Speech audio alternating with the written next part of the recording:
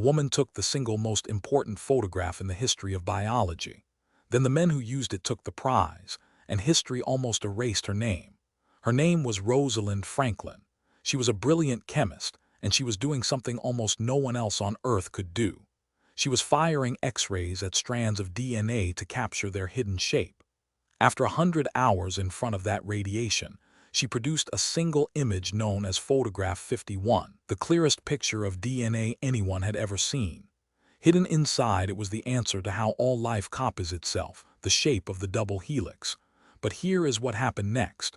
Without her knowledge, and without her permission, a colleague showed her private photograph to two rival scientists, James Watson and Francis Crick.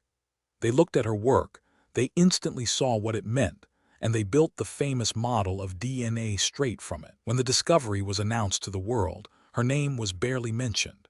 She was never even told that her image had been the key to all of it. And then came the cruel part. All those hours standing in the path of the radiation had quietly poisoned her. She developed ovarian cancer, and she died at just 37 years old.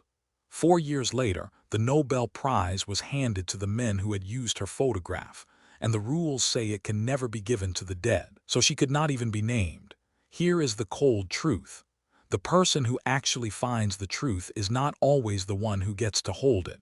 Sometimes you do all the work, and the world hands the credit to whoever shows up to announce it. Sit with that one. Follow for one cold truth a day.